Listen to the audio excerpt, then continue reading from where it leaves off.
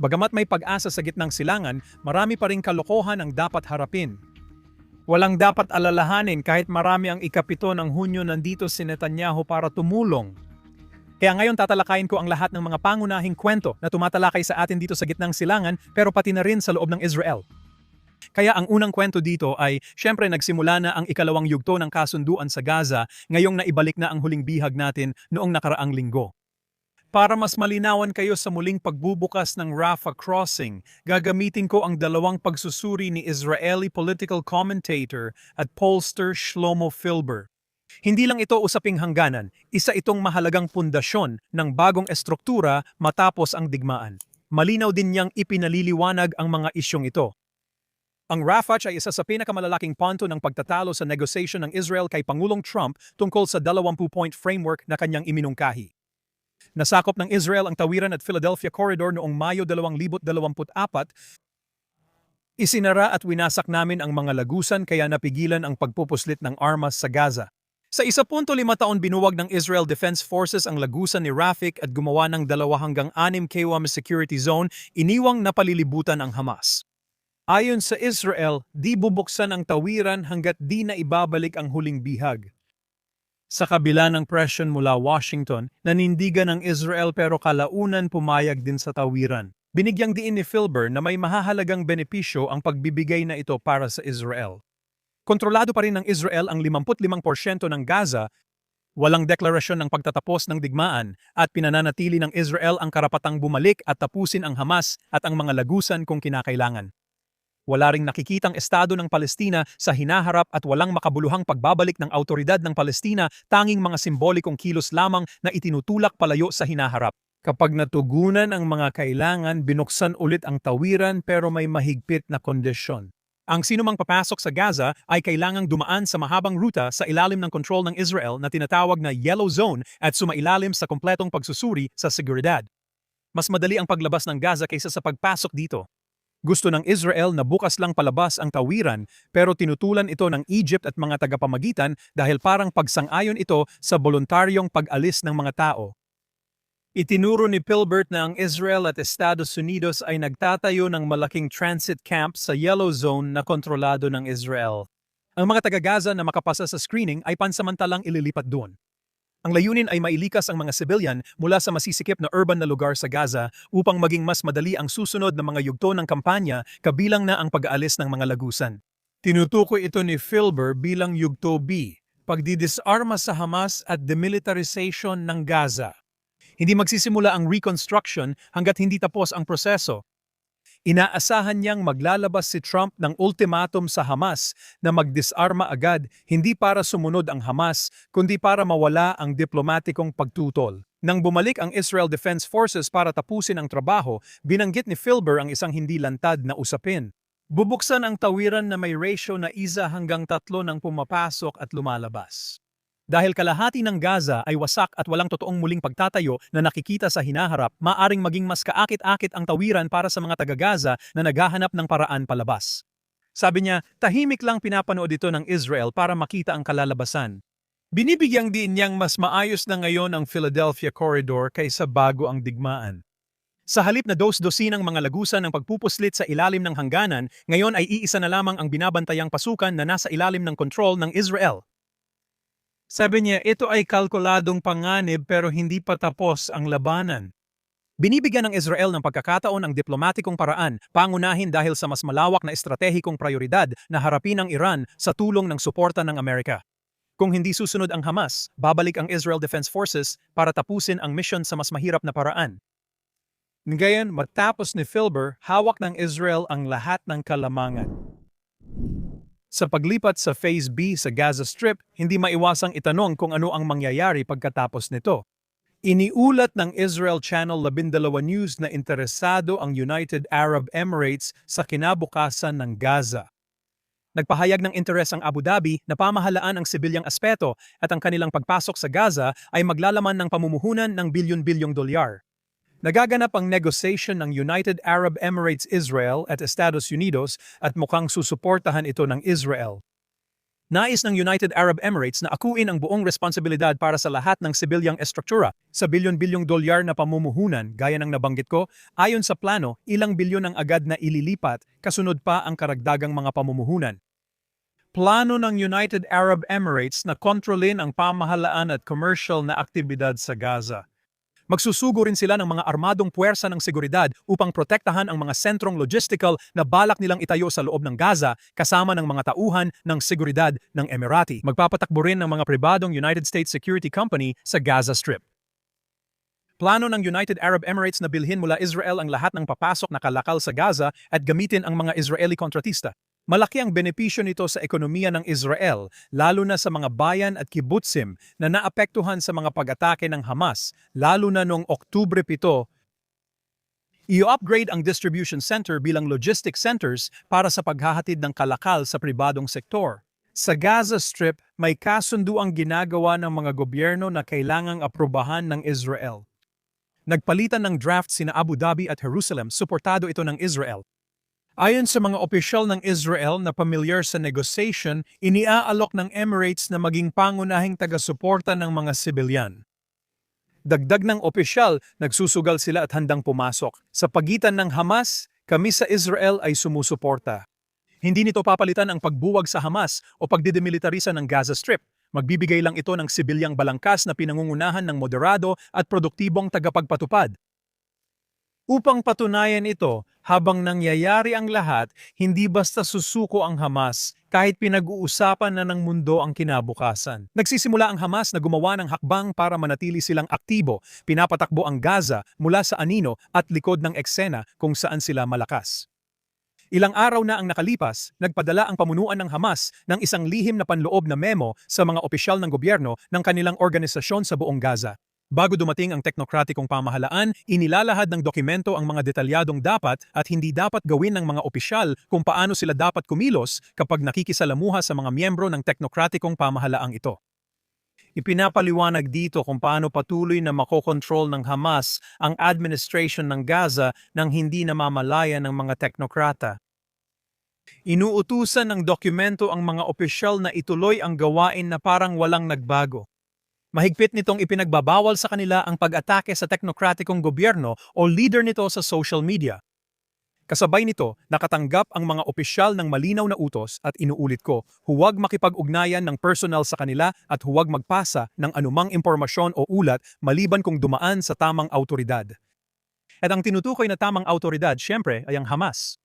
Ibinahagi ng mga taga-Gaza kung paano itinatago ng Hamas ang kanilang armadong grupo. Sa panayam sa Israeli media, inilarawan nila ang pagkilos ng Hamas sa mga lansangan. Hindi palaging naka-uniforme, ang mga operatiba na nakasuot ng pangkaraniwang damit ay gumagalaw sa gitna ng mga guho ng natitirang bahagi ng Gaza. Binabantayan nila kung sino ang nagvi-video, nagsasalita, nagrereklamo, lumalaban at nagmumura. Parang familiar ang Hamas, halos kapareho ito ng nangyayari ngayon sa Iran. Tinatangkang itago ng Hamas ang kanilang kakayahan at lakas militar mula sa mga kamera at sa pandaigdigang opinyon ng publiko. Issue ang control ng Hamas sa tulong na pumapasok sa Gaza Strip sa gitna ng digmaan. Ganito kinokontrol ng Hamas ang mga sibilyan. Habang namimigay ng tulong, binabantayan ito ng mga teroristang Hamas mula sa gilid. May mga track na may makataong tulong at iba na iniutos ng lokal na negosyante. Sa mga track ng tulong, kung hindi man ninanakaw, ang distribution ay kinokoordina sa Hamas. Ang mga track ng negosyante ay binubuwisan at sinisingil ng Hamas authorities. Habang umuusad ang plano ni Trump, mahalagang paalalahanan ang Pangulo ng Amerika at mga opisyal ng Israel. Hindi dapat pagkatiwalaan ang Hamas dahil sila'y nagsisinungaling at nandaraya para manatili sa kapangyarihan. Sa Iran, malaking issue ngayong linggo ang posibleng pagbagsak ng Iranian Ayatollah regime. Binibigyang diin ko ang pagbuwag at hindi ang posibleng pagbuwag dahil tiyak na mabubuwag ang rehimen ng Iran alinman sa pamamagitan ng negotiation o sa puwersa. Hindi ito kwentong walang hanggan.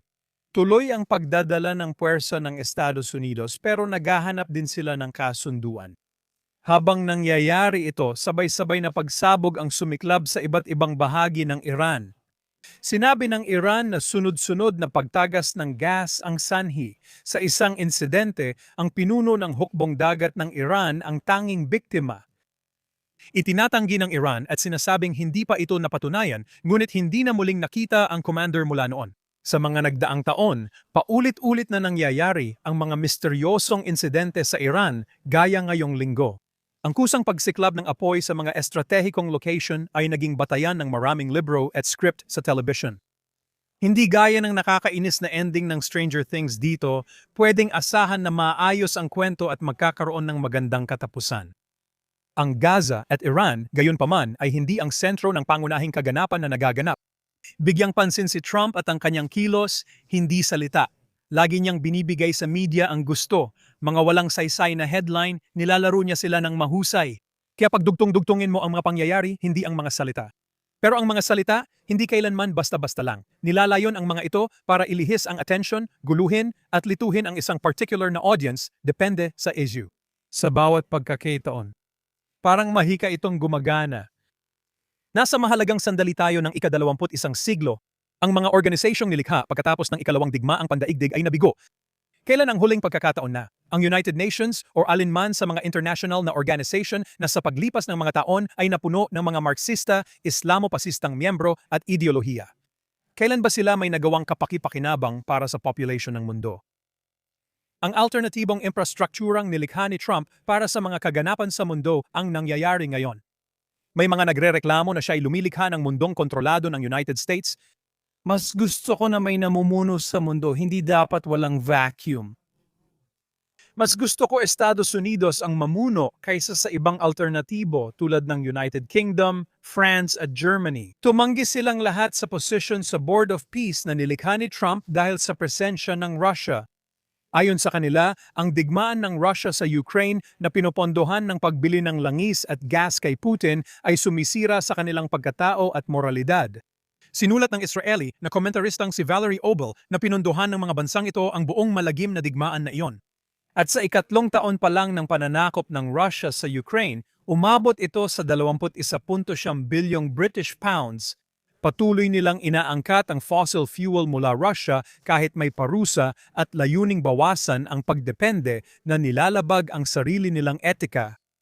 At, gaya ng sabi ni Obo, ang bagong autoridad na binubuo ni Trump ay inaalis ang kanilang pagkakataon na magpakitang tao sa pamamagitan ng pagbatikos sa Israel sa United Nations Assembly. Yung mga bansang ito rin ang nagtutulak sa pagtatatag ng Estadong Palestino sa Judea, Samaria at Gaza Strip. Kahit nangyari na ang Oktubre 7 at malinaw na ang epekto nito sa Israel, nasaan ang mga bansang ito bago pa ang 1,967? Hindi sila humiling ng Estadong Arabo bago ang 6 na araw na digmaan. Malinaw na ipinakita ni Trump ang kanyang pagkadismaya sa Europa dahil alam niya ang mga bagay na tinatanggihan nilang makita. Tapos na ang Europa. Alam ko ring narinig mo ang doktor mula Gaza na pinangunahan ng New York Times at sumulat ng 2 opinyon laban sa Israel. Ibinunyag ng non-government organization Monitor at Israel Defense Forces na siya ay koronel ng teroristang Hamas. May larawan si Dr. Hossam Abu Safia na suot ang military camouflage ng Hamas sa isang pagtitipon ng piling tauhan ng Hamas. Nagbubukas ito ng tanong kung paano ginagamit ng mga terorista ang sibilyang institution sa digmaan at paano nakikipagtulungan ang kanluraning grupo ng karapatang pantao at media sa kanila. Binigyan siya ng plataporma ng New York Times dahil doktor siya. Ngunit hindi nito pinapansin ang ulat na ang mga doktor at staff ng Gaza ay pumatay at nang abuso ng mga bihag. Mababasa mo ito online pero gusto ko ring ibahagi ang isa pang aspeto ng kinakaharap nating propaganda campaign. Nang suriin ko ang insidenteng ito sa AI platform, may napansin akong kapansin-pansin. Nang tanungin ko tungkol kay Dr. Abu Safia at ang revelation ng connection niya sa terorismo, naglagay agad ng disclaimer ang sistema na galing sa Israeli sources ang info, hindi binanggit ang larawan at nilagyan ng kondisyon ang katotohanan ng ulat. Nang tinanong ko tungkol sa madalas pag-usapang issue sa media gaya ng bilang ng nasawi sa Gaza na mula sa mga ahensyang pinapatakbo ng Hamas. Ipinakita ng plataporma ang mga numerong iyon bilang tiyak na katotohanan, walang kondisyon. Malinaw na nagpapakita ng hindi pagkakapantay iyon. Kung ang information mula Israel ay may babalang label pero ang datos ng Hamas ay itinuturing na neutral at autoritatibo, Malinaw na may kinikilingan dito na galing sa politika, kaya tanong, ang AI ba ay sadyang pinoprograma na may political na bias? Pwede naman, pero sa huli, mathematical na algorithm lang ito na nagbibigay ng sagot batay sa nadaanang nilalaman. Dahil sa dami ng negatibong nilalaman, dehado talaga ang Israel. May kinikilingan talaga ang media pagdating sa pag-uulat mula sa Israel. Ilang beses ko nang nabanggit ang New York Times at pamilyar naman tayong lahat sa pagkiling ng mainstream media. Pero kahit ang mga konserbatibong outlet tulad ng New York Post na hindi naman itinuturing na laban sa Israel sa kahit anong paraan ay may mga headline na ganito. Iniulat na 32 ang napatay ng Israel sa airstrike sa Gaza habang tinatarget ang Hamas sa paglabag sa tigil putukan. Paulit-ulit nilalabag ng Hamas ang tigil putukan. Nagtatago sila ng armas sa tirahan ng sibilyan at umaatake sa Israel sa pamamagitan ng mga lagusan kaya gumaganti ang Israel para alisin ang banta. Iyan ang dapat tutukan ng balita. Pero ang mga media outlet ay nananatili sa mapanlinlang na clickbait para mapasok kanila at kumita ng mas maraming pera sa bawat manonood. Hindi lang media ang may sala, may organisadong pagsisikap laban sa Israel. Ang pagkiling na ito ay bahagi ng mas malawak na layuning baguhin ang pananaw sa Israel lalo na sa mga kabataan. Ang Encyclopedia Britannica na matagal nang kilala bilang mapagkakatiwalaang sanggunian ay bumagsak na rin. Kamakailan, isang grupong legal mula sa Britanya ang nagbunyag na halos binura na ng Encyclopedia Britannica ang Israel mula sa kanilang plataforma para sa education ng mga bata, ang Britannica Kids. Sadya nilang binago ang kasaysayan at ipinakita ito sa mga bata bilang totoo. Ayon sa United Kingdom Lawyers for Israel Organization, ilang tala ang tumutukoy sa buong lugar sa pagitan ng Ilog Jordan at Dagat Mediterranean bilang Palestina lamang at walang binabanggit tungkol sa makabagong estado ng Israel. Nililiman ng mga mapa sa site ang buong Israel at Palestinian Authority bilang Palestina, kaya parang hindi umiiral ang Israel ayon sa grupo. Binanggit ng grupo na mali ang paggamit ng Britannica ng Palestina sa mga panahong hindi pa ito umiiral. Sabi nila, Syria-Palestina lang ginamit matapos ang Bar Kokhba na pag-aalsa noong 2 siglo, kaya nalilito ang kasaysayan pag ginamit ito sa panahong biblical. Nagbabala si Carolyn Turner, direktor ng organization, na delikado ang mga materyales na nagpapakita ng makabagong naratibong political bilang historical na katotohanan. Nanawagan siya ng agad na pagwasto ng tala at mapa para hindi maligaw ang mga bata sa kasaysayan ng gitnang silangan. Pagkatapos may nangyari sa Barcelona. Isang napakalaking pagtitipon ng pakikiisa sa Palestina ang pumuno sa isang arena na may libu-libong tao na sumisigaw ng mga slogan tulad ng mula sa ilog hanggang sa dagat. Ipinakita sa malalaking screen ang mga mapang tinawag na Palestina ang Israel na inilalarawan ang mga Israeli bilang pansamantalang mananakop.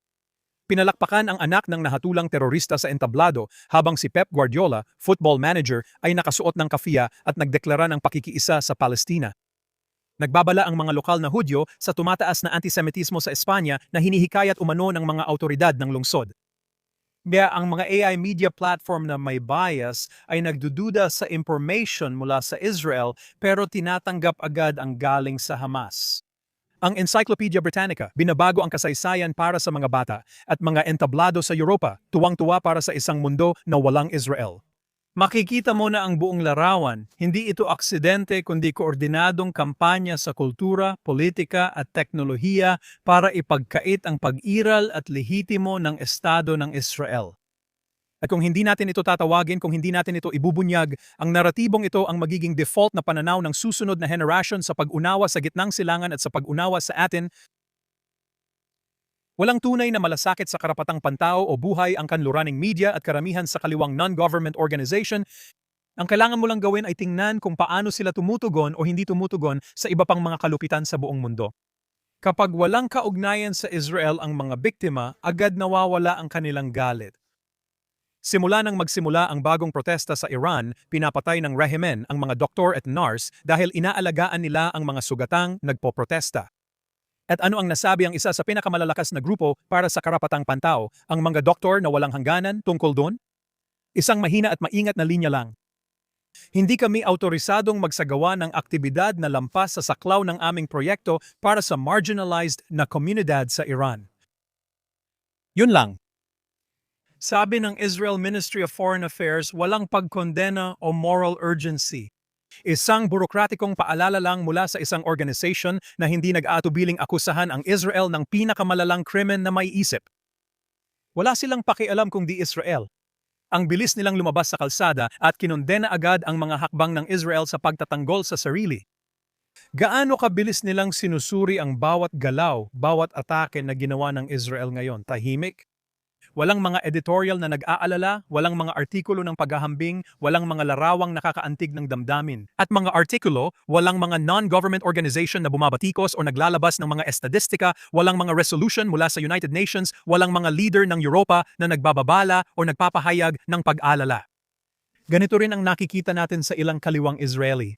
Inaakbayan nila ang mga grupong tumatangging kondenahin ang malupit na karahasan ng Hamas at ang mga kalupitang ginagawa nila sa Gaza. Imbes na tanggapin ang katotohanan, sa Israel nila ibinubuhos ang galit sa pagtatanggol nito sa sarili. Mga hakbang na naging kailangan dahil sa teroristang organisasyon na 20 taon nagtayo ng underground na imperyong militar para magtago sa likod ng sibilyan, magdulot ng biktima at gawing sandata ang opinyon ng mundo para sa kanilang proteksyon. At gumagana ito. Ang Israel ay tinutuligsa ng maraming tao na gustong ipatigil ang operation nito. Umatras para hayaang mabuhay ang terorista at manatili ang kanilang mapaniil na pamumuno. Isang mapagbanal na tinig mula sa kaliwa ng Israel ang nagbabala na ang ating mga apo ang makakaranas ng ating mga ginagawa ngayon. Ngunit siya at ang iba pang mapagmataas na mga linta ay hindi kailanman tumigil upang isaalang-alang ang mas nakakatakot na alternatibo. Paano ang kinabukasan ng ating mga apo kung di tayo lumaban? Mga katulad niya, dapat laging ipaalala bakit tayo lumaban noon. Dapat nilang tandaan ang naranasan nating kalupitan. Kalabang mayabang na tinarget ang sibilyan ng Silvit at nagtayo ng makinaryang militar sa ilalim ng paaralan, ospital at bahay ng sibilyan.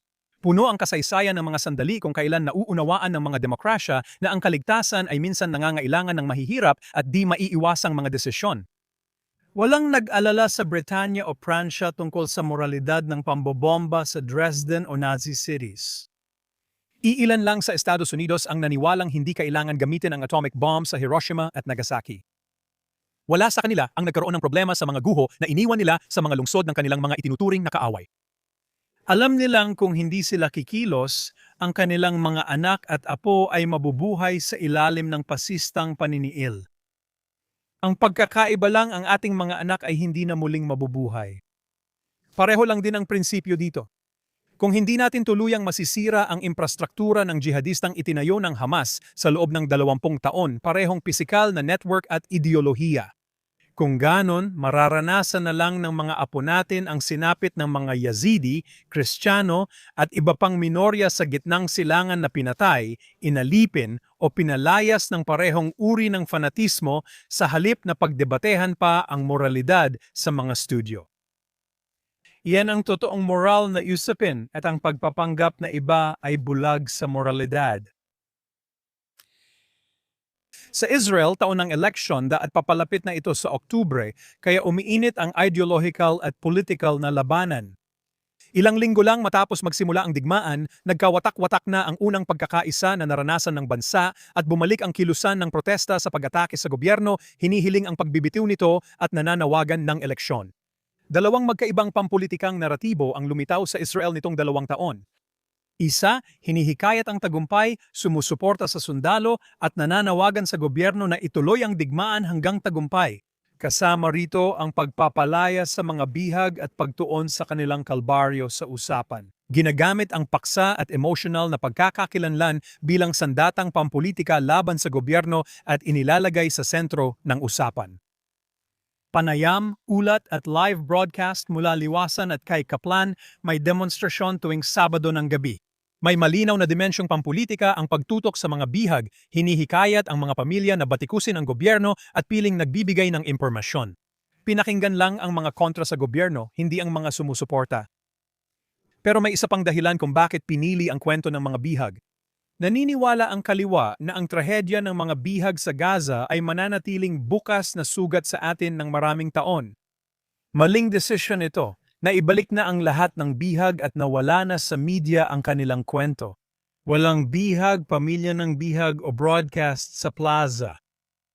Nawala na ang pangunahing argumento ng kaliwa, kaya gumawa sila ng bagong issue nitong linggo. Gobyerno ang sinisisi sa karahasan sa mga komunidad ng Muslim sa Israel at sa kanilang marahas na asal. Sumama ang kaliwang pakpak sa mga Arabong demonstrasyon sa Tel Aviv, hindi sa mga bayan o munisipalidad ng mga Arabo. Tandaan mo yan. Kasama ang mga politiko at mamamayan na hindi kinondena ang Hamas o naghayag ng simpatiya para sa mga Israeli na bihag. Gagana lang ito kung bumalik tayo sa 1973 kung kailan marami pang Israeli ang naniniwala sa kapayapaan kasama ang Palestine Liberation Organization at pagbibigay ng teritoryo. Marami sa amin ang nagbabala laban sa pagtitiwala sa kanila. Mag-ingat sa sinasabi ng mga Muslim. Karamihan sa mga tao dito ay namulat sa mga panganib matapos ang trahedya noong Oktubre 7. Marami sa amin ay tutol sa kontrol ng mga Arabo at ayon sa punong ministro, walang independiyenteng Palestine Liberation Organization sa pagitan ng Ilog Jordan at dagat. Abala ang kaliwang pakpak sa walang kwentang pagpapakitang tao ng kabutihan. Habang may mga Muslim sa loob ng bansa, ang pamahalaan ng Israel ay sumusulong sa pakikipagtulungan sa mga bansang Muslim sa pandaigdigang entablado at sa ilang mga larangan mas mabilis pa kaysa dati. Lumagda ang Israel at Azerbaijan ng Memorandum of Understanding ukol sa Artificial Intelligence ngayong linggo sa opisina ng punong ministro sa Jerusalem. Isa na namang hakbang ito sa pagsusumikap ng Israel na mailagay ang sarili bilang nangunguna sa mundo sa AI, isa sa mga pangunahing layunin ni punong ministro Netanyahu. Ito ay kasunod ng AI Declaration na pinirmahan kasama ang Estados Unidos noong nakaraang buwan. Nilalayo ng kasunduan sa Azerbaijan na palalimin ang estratehikong alyansa ng dalawang bansa gamit ang makabagong teknolohiya. Magpo-focus ang partnership sa supercomputing infrastructure, paggamit ng AI sa mahahalagang sibilyang sektor, pagpapaunlad ng human capital at paglulunsad ng magkasanib na mga inisyatibo sa pananaliksik. Kahit naghahanda ang sistema ng politika para sa eleksyon at hinahati ng media ang bansa, narito si punong ministro Netanyahu para tumulong. Tingnan mo ang bagong trend sa TikTok para maintindihan mo. Nakatutok ito sa pangangailangan ng bansa at hinaharap gumagawa ng matagalang estratehikong partner para sa susunod na dekada. Naway marami kayong natutunan sa mga kaganapan. Samahan niyo ako muli sa susunod na linggo para sa mga susunod na pangyayari. Ako si Daniel Seaman. Salamat sa panunood ng Straight Up dito sa JNS Television sa Jerusalem, Israel.